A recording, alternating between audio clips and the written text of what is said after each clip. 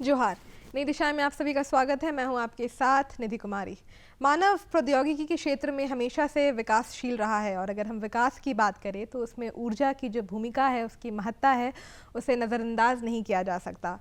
लेकिन एक और महत्वपूर्ण बात जो हम नज़रअंदाज नहीं कर सकते वो ये कि अभी भी हमारी जो डिपेंडेंसी है वो maximum non renewable source of energy पर है और वही ऊर्जा का सोर्स है जिससे कि ज़्यादातर जो काम है हमारा उस पर डिपेंडेंट रहता है। लेकिन ये जो सोर्स ऑफ एनर्जी है कहीं ना कहीं ये हमेशा के लिए तो रहेगी नहीं। कुछ ही अगर आप रिपोर्ट्स भी देखें तो कुछ ही ऐसे डेकेड्स हैं जब तक ये रह पाएंगी और इसीलिए इस वक्त रिन्यूएबल सोर्सेज जो हैं उस पर उनको एक्सप्लोर करना और ज़्यादा से ज़्यादा इस पर ध्यान देना कि हमारे जो यूज़र्स हैं उसको हम रिन्यूएबल सोर्सेज की तरफ डाइवर्ट करें, वो बहुत ज़रूरी हो गया है। आज हम अपने स्टूडियो में एक ऐसे ही मेहमान से आपको मिलवाने वाले हैं जो बीते कुछ वर्षों से next generation highly efficient solar cells के डेवलपमेंट पे काम कर रहे हैं। हम अपने स्टूडियो में स्वागत करना चाहेंगे डॉक्टर वासुदेव प्रधान का, जो कि असिस्टेंट प्रोफेसर हैं डिपार्टमेंट ऑफ एनर्जी इंजीनियरिंग के सेंट्रल यूनिवर्सिटी ऑफ झारखंड से। डॉक्टर वासुदेव, आपका हमारे कार्यक्रम में बहुत बहुत स्वागत है। झारखंड दूरदर्शन तरफ से सभी श्रोताओं को मेरा जोहार, नमस्कार। आज हम लोग एक गंभीर विषय में चर्चा करने जा रहे हैं, बट विल ट्राई, हम लोग कोशिश करेंगे इसको कि जितना आसानी से हम समझा सकते हैं। और आप सब लोग जानते हैं कि हमारी जो फॉसिल फ्यूल जो है वो बहुत लिमिटेड है और ये भी हम लोग एस्टिमेट लोग किए हैं कि आज से 40-50 साल के बाद बिल्कुल ही ख़त्म हो जाएगा। जिस तेज़ी से हम लोग उसको एक्सट्रैक्ट कर ही रहे तो फिर आने वाला दिन में बहुत प्रॉब्लम क्रिएट होने वाला है। तो उसी का सिलसिला में, और ऐसा नहीं कि हम लोग तो बच जाएंगे बट नेक्स्ट जनरेशन, नेक्स्ट पीढ़ियों के लिए प्रॉब्लम तैयार होगा।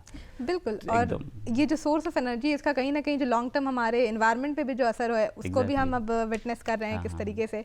तो अगर हम रिन्यूएबल सोर्सेज की बात कर रहे हैं उसमें मुझे लगता है वैसे तो काफ़ी सारे एनर्जीज हैं जिसको धीरे धीरे एक्सप्लोर किया जा रहा है, लेकिन अभी भी जो सबसे मेन सोर्स है वो है सोलर एनर्जी। आप सोलर सेल्स पर काम कर रहे हैं कुछ वर्षों से। हम चाहेंगे कि सबसे पहले तो आप हमारे दर्शकों को बतलाएं कि सोलर सेल्स जो है वो आखिर है क्या। जैसे तुमने बताया कि रिन्यूएबल में हमको फोकस करना है, कोई हमारे पास दूसरा कोई ऑल्टरनेटिव है नहीं।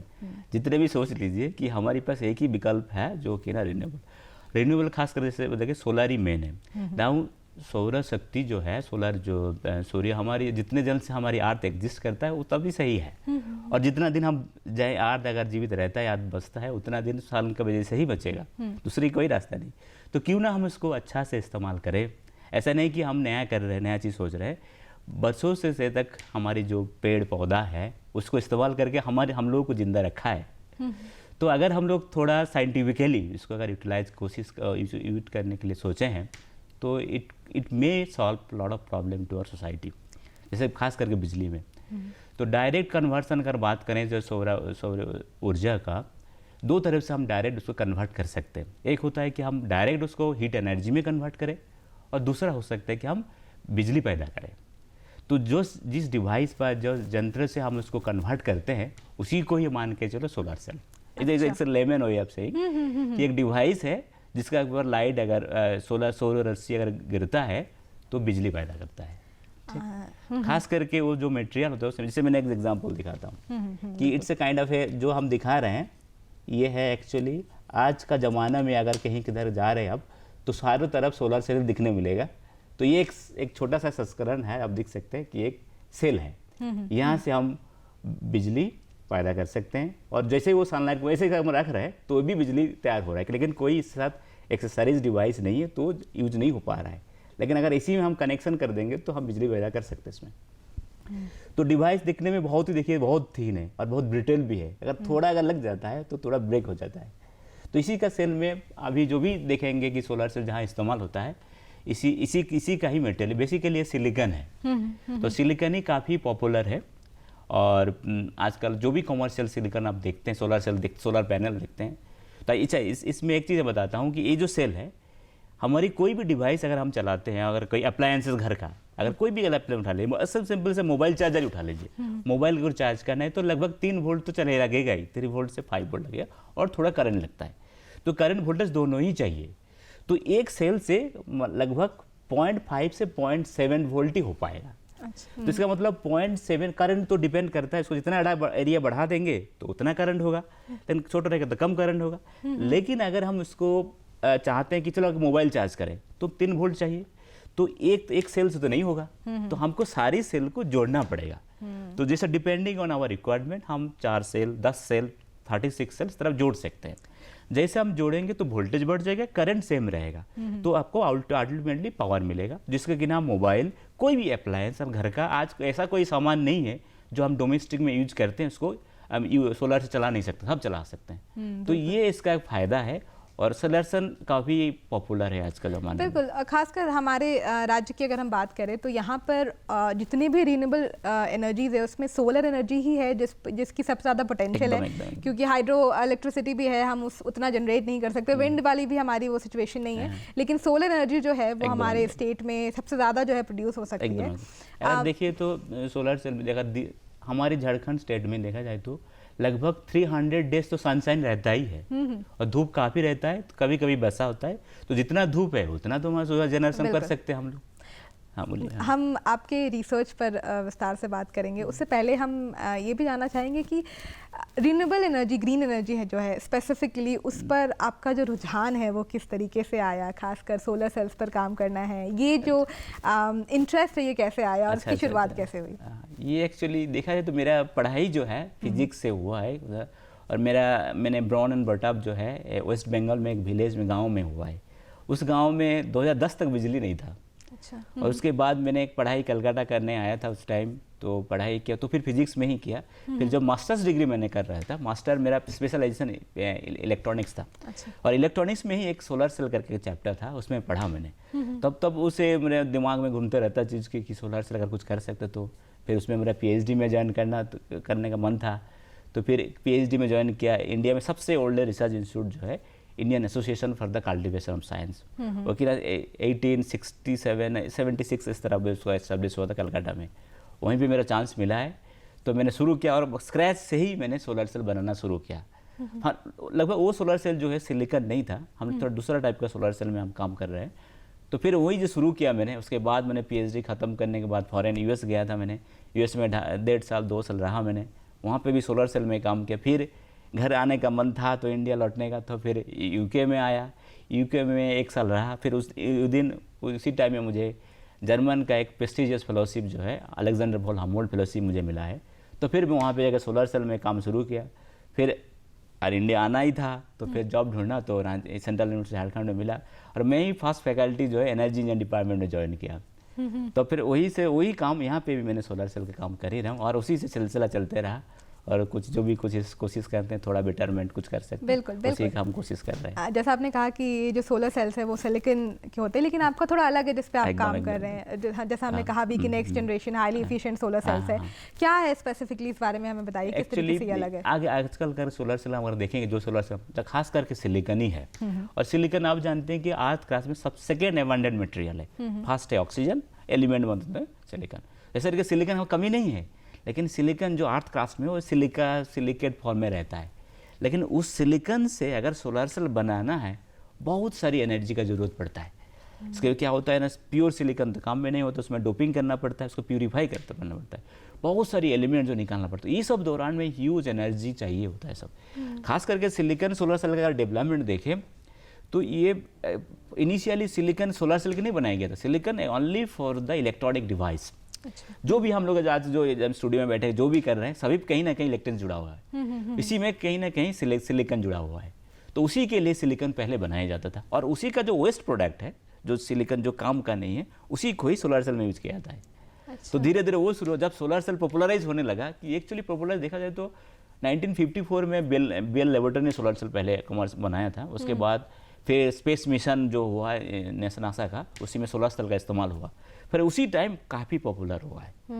तो उसी से चलते, लेकिन आज देखा जाए तो सही सिलिकॉन टेक्नोलॉजी आज का जमाना 2023 में आके एफिशिएंसी 26% आया, दैट्स वेरी गुड। और अगर देखा जाए तो थियोरेटिकल एफिशिएंसी कि हम थियोरेटिकली कितना हमको एफिशिएंसी मिल सकता है एक सेल से सिलिकॉन अगर मान करें तो 29 से 30%, तो लगभग we are towards that theoretical. तो उसमें ज़्यादा कुछ करने का है ही नहीं।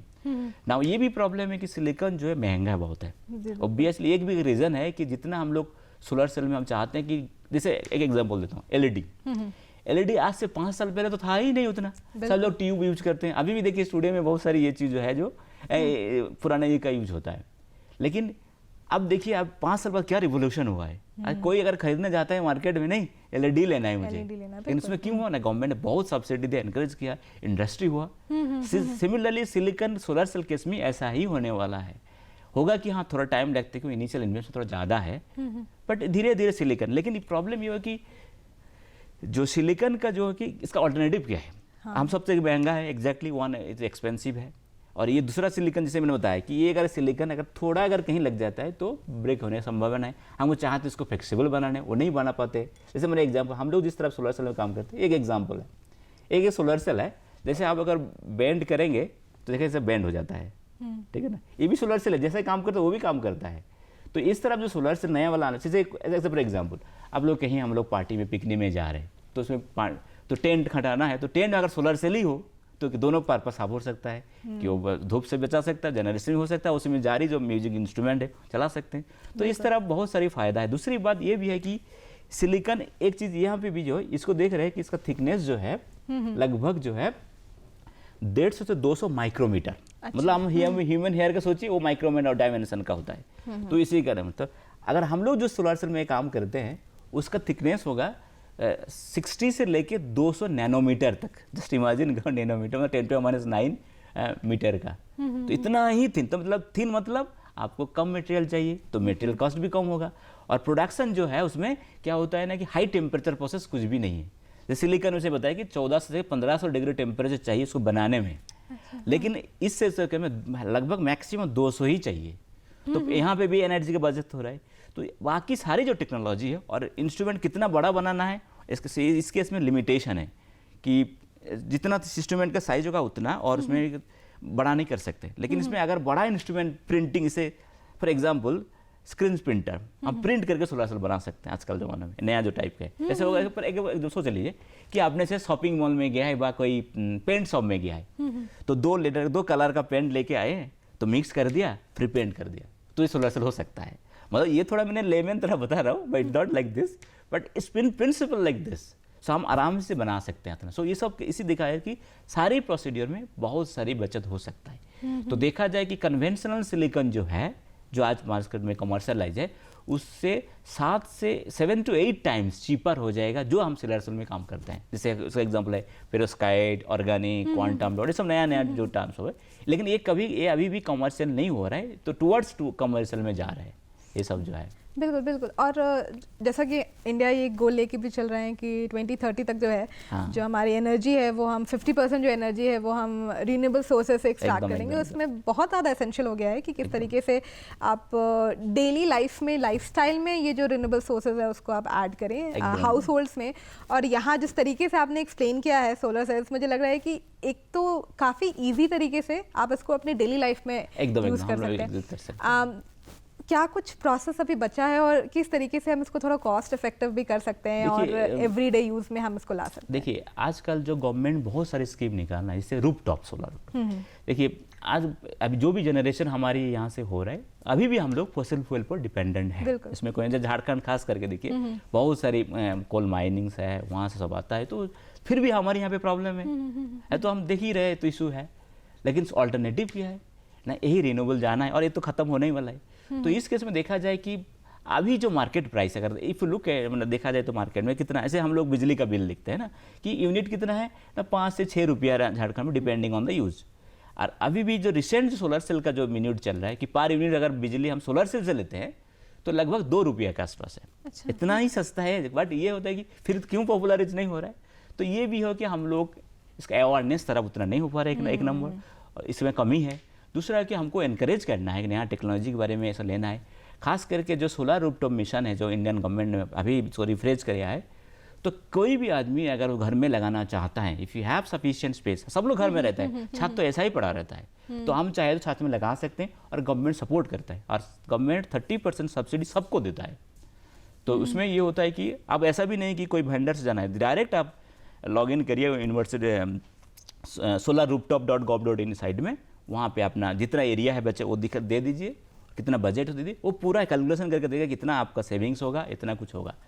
और दूसरी बात ये भी है कि जितने भी हम इन्वेस्ट करेंगे गवर्नमेंट अभी तो 30% नहीं बोलते हैं, अभी बोलते हैं कि पर किलोवाट जो इंस्टॉलेशन है उसमें लगभग अभी अगर मार्केट रेट देखें तो इन 45 to 50,000 लगेगा पर किलोवाट के लिए, और गवर्नमेंट उसमें से 15,000 रुपया देगा। अगर आप 2 लगाएंगे तो खास करके अगर हाउस होल्ड देखा जाए, हाउस होल्ड में हमारी 2 से 5 किलोवाट, उससे ज़्यादा नहीं चाहिए। उससे हमारी सारी घर का जितना भी सारी नीड है सब खत्म, मतलब सस्टेन हो जाएगा। लेकिन इसमें एक प्रॉब्लम है, ये प्रॉब्लम ये है कि अगर रात में तो क्या होगा, ये तो सब लोग पूछते हैं कि रात में क्या होगा। हाँ, तो रात को तो सोलर लाइट नहीं रहेगा, वह बरसात का दिन में और क्लाउडी डे में वो क्या होगा। तब इसमें कि कभी कभी ये हम लोग 2 तरीका है यहाँ पे, एक कि आप अगर हमारे पास ग्रिड है, मतलब कन्वेंशनल लाइन है, तो आप ग्रिड से लगा लीजिए। अगर ग्रिड नहीं है तो आपको बैटरी बैंक रखना पड़ता है, बैटरी लगाना पड़ता है एक्सिलेट, कि दिन में स्टोर करिए फिर रात को यूज करिए, ऐसा कर सकते हैं। लेकिन ये भी काफ़ी पॉपुलर है। लेकिन बैटरी आप जानते हैं कि बैटरी अगर रहेगा तो 5 साल बाद चेंज करना पड़ेगा, लगभग 5 साल लाइफ टाइम होता है, तो ये एक्स्ट्रा कॉस्ट हो जाता है। फिर भी अगर हमारे पास ग्रिड अवेलेबल है तो बैटरी का कोई ज़रूरत नहीं है।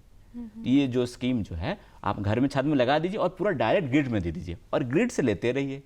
तो हर महीने क्या होगा, अच्छा हमने इतना जनरेशन किया है और इतना हमने खर्चा किया है, तो अच्छा प्लस माइनस अच्छा इतना हमने जनरेट किया तो उसमें प्रॉफिट भी हो सकता है। ये इसमें स्कीम है जो कि ग्रिड कनेक्शन पीवी सिस्टम, और ये गवर्नमेंट ने बहुत तरह का एनफोर्स कर रहा है कि लगाओ, सब लोग एनकरेजमेंट कर रहा है, एक स्कीम है। दूसरा हो सकता है चलो बैटरी, तो अगर बैटरी लगाना ही है तो बैटरी लगा सकते हैं। तो बैटरी और विदाउट बैटरी में प्राइस का थोड़ा अंतर होता है। देखा जाता है कि जो भी हम इन्वेस्ट करेंगे और डिपेंडिंग ऑन योर साइज, कि 5 साल में 5 साल में लगभग आपका जितना इन्वेस्ट होगा सब पैसा वसूल हो जाएगा। और ये जानते हैं कि मॉड्यूल अगर आप नहीं तोड़ते हैं, बाकी किसी को तोड़ा नहीं हो, तो 25-30 साल तक कुछ होने वाला नहीं है, एकदम सही रहेगा। तो मतलब 5 साल में पैसा आपका वसूल हो गया, 20 साल आप पूरा जनरेशन करते रहिए, तो ये बहुत फायदा है। और अगर बैटरी रहेगा तो ऑब्वियसली पेबैक पीरियड जो हम बोलते हैं, तो हो सकता है कि आपको ज़्यादा 6-7 साल लगेगा, बट 6 साल में पूरा पैसा वसूल होगा। ये एक दोनों स्कीम काफ़ी पॉपुलर है डिपेंडिंग ऑन सिचुएशन, कि अगर इंटीरियर है, विलेज में है जहाँ पे बिजली नहीं है तो आपको ये करना है, अगर गांव शहर में है तो कोई इशू नहीं, लगा दीजिए। तो ये दोनों ही स्कीम यूज कर सकता है कि हम लोग। और आजकल तो ये भी है, झारखंड गवर्नमेंट ने भी डिसाइड की नेट मीटरिंग, मतलब कि आपने कितना जनरेशन किया उसमें तो आप बेचेंगे ना। हाँ। तो वो भी डिसाइड कर दिया, लगभग मेरे ख्याल से फाइनल हो ही गया, 3.7 रुपीज़ में शायद आप बेच सकते हैं गवर्नमेंट को। अच्छा। तो उसमें भी आपको प्रॉफिट हो सकता है। तो ऐसा नहीं है कि नॉन प्रॉफिटेबल है, ये एक्चुअली आप लगा के आप बिजनेस भी कर सकते हैं, ये फिर ये ऑप्शन है इसमें। बिल्कुल। एक तो जैसा आपने कहा कि कॉस्ट इफेक्टिव तो है ही आपके साथ, उसके साथ साथ ये आपके पास ऑप्शन भी नहीं रहेगा कुछ सालों बाद, तो अगर कहीं ना कहीं आपको इसको अपने लाइफस्टाइल में लाना ही है, और उसके साथ एनवायरनमेंट पे भी आप एक बहुत ही इसका सिग्निफिकेंट असर आपको यूज करेंगे तो कार्बन एमिशन। ऐसे देखिए, घर का अगर बिजली तो लेना ही है, उसमें तो कोई डाउट नहीं, सोचेंगे हम विदाउट बिजली रहेंगे, रह सकते ऐसा नहीं है, बट बहुत डिफिकल्ट है। बिल्कुल। बिल्कुल। तो फिर इस क्या होगा, तो अगर हम बिजली चाहिए तो हमको कार्बन कहाँ से आएगा, कन्वेंशनल से आएगा, तो कार्बन एमिशन ही होगा, तो हमारी पॉल्यूशन। ये जानते हैं कि कोई कार्बन डाइऑक्साइड अगर कोयला बांध के जो होता है वो एटमॉस्फेयर में 300 साल तक रहता है। बिल्कुल। तो ऐसा नहीं कि आज हम लोग कर दे खत्म हो गया, मतलब कई पीढ़ियों को खत्म करते इफेक्ट करते रहेगा। और ये जानते हैं कि आज ग्लोबल वार्मिंग आज बढ़ गया कि 1.5 डिग्री जो IPCC कन्वेंशन में, उससे ज़्यादा जाएगा तो और कुछ होने वाला, कितने सारी डिजास्टर्स हो रहा है, तो सभी who is responsible for that, we are responsible. इसलिए हम लोग को भी बहुत ध्यान से रिन्यूएबल का इस्तेमाल करना चाहिए। ऐसा नहीं कि ज़्यादा यूज करना चाहिए, मैं नहीं बताऊंगा ज़्यादा यूज करना भी खराब है, बट स्टिल जितना आपको चाहिए उतना ही करिए। और दूसरा ये चीज़ भी ध्यान देना है, कौन सा इंस्ट्रूमेंट हम यूज करते हैं, अप्लायंसेस, खास करके अप्लायंस हमको ज़्यादा जो एनर्जी रेटिंग है, जो एनर्जी एफिशिएंट इंस्ट्रूमेंट उसको इस्तेमाल करने से खर्चा कम होगा। भले ही पहला थोड़ा पैसा थोड़ा ज़्यादा लगेगा, पर लॉन्ग टर्म में डेफिनेटली कहीं ना कहीं आपको बेनिफिट देगा। और the same time you are trying to make environment more pure. असली पॉल्यूशन तो नहीं कर रहे हैं ना, बिल्कुल बचा सकते हैं। जैसा आपने अपने बात के दौरान ही आपने कहा कि इतनी इफिशिएंट सोर्स ऑफ एनर्जी है, लेकिन इसलिए भी यूटिलाइज नहीं हो पा रहा है क्योंकि अवेयरनेस नहीं है हमारे पास। अगर हम स्पेसिफिकली, क्योंकि बात हमेशा वो आ जाती है कि आप प्रोग्राम्स है, आपके पास रिसोर्सेज है, लेकिन अगर वो लोगों तक रीच नहीं कर पा रहा है ना, तो फिर उसका वो एंड रिजल्ट आपको मिलेगा नहीं जो आपको चाहिए। यहाँ पे अवेयरनेस पे हम क्या कुछ काम कर सकते हैं, या फिर क्या कुछ ऐसे लोगों को ही अगर कुछ हमें टिप्स देना हो तो वो हम क्या उनको बता सकते हैं?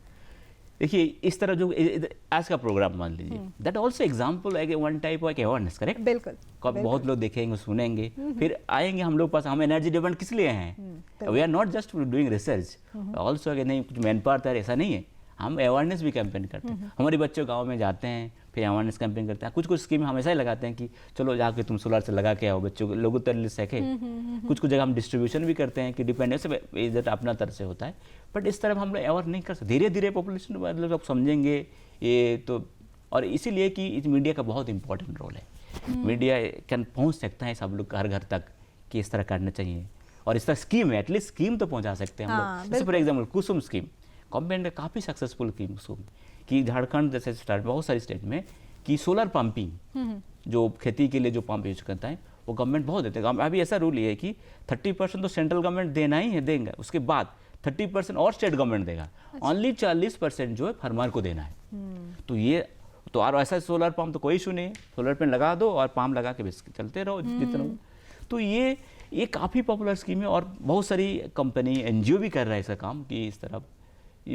That I think slowly it will take time to reach to the people and you can use it. बिल्कुल, थोड़ा वक्त लगेगा, लेकिन कहीं ना कहीं अगर हम हिस्ट्री भी देखें तो हम जो लोग रहे हैं वो वक्त के साथ हमने अडाप्ट भी किया है। तो अगर अभी तक हम अडाप्ट करते आ रहे हैं तो जाहिर सी बात है कि अगर हम रिन्यूएबल सोर्सेज में हैं उस तरीके से अगर रीच उसका बढ़ गया। अगर शहर में हम नया बिल्डिंग बना रहे हैं, क्यों नहीं उसको सोलर सेल लगा दिए उस बिल्डिंग में? सब्सिडी तो मिलेगा ही, प्लस एटलीस्ट हमारी जो ये है कॉरिडोर्स का लाइट, जो कॉमन प्लेस का लाइट, वो तो हम कर सकते हैं। जितना हो सके हम सबको इसी में यूज जाना ही है। बिल्कुल।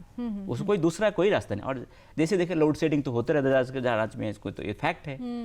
तो ये भी कि हाँ ऐसा नहीं है कि काम नहीं हो रहा है, इंप्रूवमेंट हुआ है, लाइन का बहुत इंप्रूवमेंट हुआ है, फिर भी हमारी डेफिशिएंसी है इसमें। तो अगर हम खुद सेल्फ सफिशिएंट बन सकते हैं तो गवर्नमेंट का ये भी स्कीम है कि लगभग 2070 में हम नेट जीरो तक जा रहे हैं, मतलब एमिशन जीरो करेंगे, और जिसको जितना चाहिए, अगर चाहिए कि हमारा जितना नीड है हम उतना ही जनरेशन करेंगे।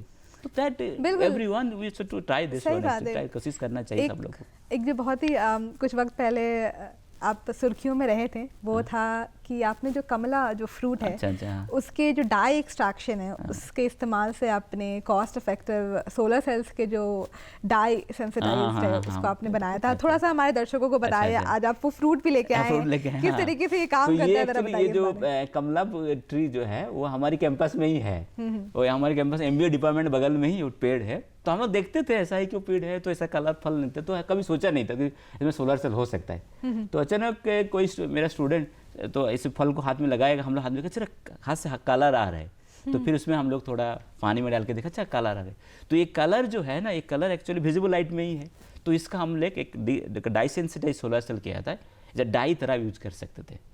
तो इस लोग करते हैं। तो एक्चुअली प्रोफेसर माइकल गेटजेल करके एक स्विट्जरलैंड में EPFL में साइंटिस्ट है, he is the pioneer of that cell device structure. ये थोड़ा सोलर सेल जो सिलिकॉन कन्वेंशन थोड़ा अलग है, बट ये ऐसा ही है, वो सोलर सेल के लिए काम करते हैं। बेसिकली ये कि लाइट एब्जॉर्व करेगा कलर, फिर वो इलेक्ट्रिसिटी जनरेट होगा। अच्छा। तो हम उसी को लेके फिर उसका कलर निकालना था, कलर देखा सही है, बहुत अच्छा कलर है। फिर हम लोग एब्जॉर्बेंस मेजर किया PL का, अच्छा इसमें तो सोलर सेल बन सकता है। तो हमने इसको सोलर सेल बनाए और उसको दिखाया कि हाँ इट्स पॉसिबल टू मेक। और ये सबसे फायदा है कि और इसी टाइप से सोलर सेल अगर देखा जाए, बहुत इससे पहले ऐसा नहीं कि हमने पहली बार किया है, हमने इस मेटेरियल में जरूर पहली बार किया है, बट पहले लोग भी कोशिश करते जामुन का फल, जैसे अनारदाना का लिखे, लेकिन ये सब फल में एक इशू रहता है कि अच्छा ये तो खाने के लिए यूज होता है, फिर इसमें क्यों वेस्ट करें?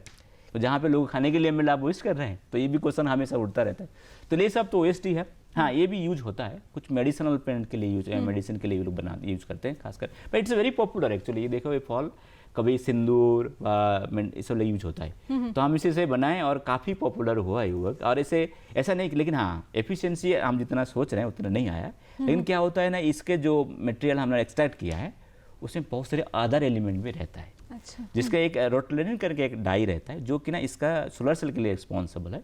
इसके साथ बहुत सारी और भी मिक्सचर रहता है। इसके हम सेपरेट करके अगर अलग से फिल्टर करके उसको बनाएं कि अदर एलिमेंट जो है इसको हटा देते हैं, रोटोलेनिन को रखते हैं, तो it could match a good solar cell. इसमें अच्छा एफिशिएंसी आ सकता है। हम लोग इसको कर रहे हैं काम, तो धीरे धीरे, but it's a kind of एक ट्राई एंड ऑल्सो और कैंपस में ही था तो हमने उसको कोशिश करके देखा है। बिल्कुल बिल्कुल, और बहुत बेहतरीन तरीके से हाँ, आपने इसका बिल्कुल। यूटिलाइजेशन किया है। अभी जैसा आपने कहा कि एक तो हमारा टारगेट है कि 2030 तक हमें 50% जो है वो एकदम, हमें एकदम। ग्रीन सोर्स ऑफ एनर्जी से लेना है। 2070 आते आते हमारा कार्बन एमिशन जो है वो हमें नेट जीरो करना जाना, है। एकदम, एकदम। और जब आप ऐसे मिशन को लेके चलते हैं तो लोगों की जो भूमिका है वो काफ़ी महत्वपूर्ण एकदम, हो एकदम, जाती है, सबसे खासकर वैसे स्टूडेंट्स। उनसे आप क्या कहना चाहेंगे जो शायद इस तरफ अपनी करियर को देना चाहते हैं या इस क्षेत्र को अपने करियर को देना चाहते हैं? तो एक चीज़ में से इस क्वेश्चन के जुड़े में क्वेश्चन ये बोलता हूँ, मेरा अनुभव एक्चुअली जब मैंने पहले ज्वाइन किया है तो एनर्जी डिपार्टमेंट तो उस टाइम 2010 में 12 में तो उतना था नहीं। तो एक आईटी बॉम्बे में था, आईटी दिल्ली में था, कुछ कुछ डिपार्टमेंट स्पेसिफिक था। और ऐसा खासकर बीटेक कोर्स नहीं चलाया जाता, इंटीग्रेटेड प्रोग्राम हमारी पहले इंटीग्रेटेड प्रोग्राम से शुरू हुआ था। तो उस टाइम स्टूडेंट तो आगे पूछे सर इसका फ्यूचर क्या है एनर्जी का, क्यों सब लोग कन्वेंशन है इलेक्ट्रिकल मैकेनिकल पढ़ना है, आप तो कंप्यूटर चल रहा है कंप्यूटर पढ़ना है, तो यही था। तो एनर्जी में क्या फ्यूचर है, ये तो क्वेश्चन उनका था ही। और दूसरी बात गार्जियन का भी क्वेश्चन था, अच्छा बच्चा तो एडमिशन करा लिया, ऐसा क्या होगा फ्यूचर। तो ये हमेशा एक क्वेश्चन से हम भी ऐसा नहीं कि मन में कभी आता, लेकिन मेरा कॉन्फिडेंस था कि जरूर हम तो कॉन्फिडेंस से बोल देते हैं कोई भी चलिए यही आने वाला दिन में यही फ्यूचर है, बता देते हैं। वाकई अभी अगर देखा जाए तो यही बोलते रहते हैं, बट कभी मन में ये काम करता है बैकग्राउंड माइंड ना, अच्छा सच में बच्चों को जॉब मिलेगा तो कभी कभी रहता है ना माइंड में। तो ये था मन में, लेकिन जब धीरे धीरे बच्चों पास आउट करने लगा, although we didn't do too much efforts, हमने कि बहुत सारी कंपनी को बुला लिया, ऐसा कुछ नहीं किया, तो बच्चों ने अपने ही को जॉब मिल गया। और बहुत सारी और हमारी जो इंटीग्रेटेड बैच था लास्ट खास करके 5 साल में जो बैच था, they are all settle, 90% they are actually doing good job, बहुत बड़ा बड़ा कंपनी में है। सो अभी कोई मुझे पूछने नहीं आता सर एनर्जी का क्या फ्यूचर है, सो यू ऑल नो कि एनर्जी ही फ्यूचर है। बिल्कुल, ये और पहले ये सोचा कि अच्छा मैकेनिकल एक तो कोर ब्रांच है, एनर्जी की नहीं है। आज का जमाने में एनर्जी ही कोर ब्रांच है और ये होते रहेगा एकदम एकदम। और आने वाले वक्त में इसका जो डिमांड है वो और भी एकदम एकदम। दूसरा इसमें एक थोड़ी चीज़ कमी है सर हमारे पास, लेकिन आप हमारे शो का हिस्सा बने, आपने अपनी रिसर्च के बारे में बताया, उसके लिए बहुत बहुत शुक्रिया।